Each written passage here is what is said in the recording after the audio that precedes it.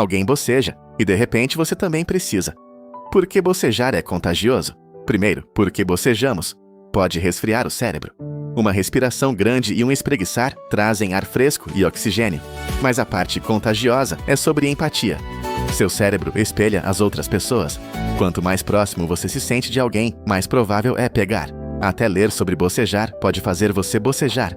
Você acabou de bocejar? Seja honesto, você bocejou assistindo a isto?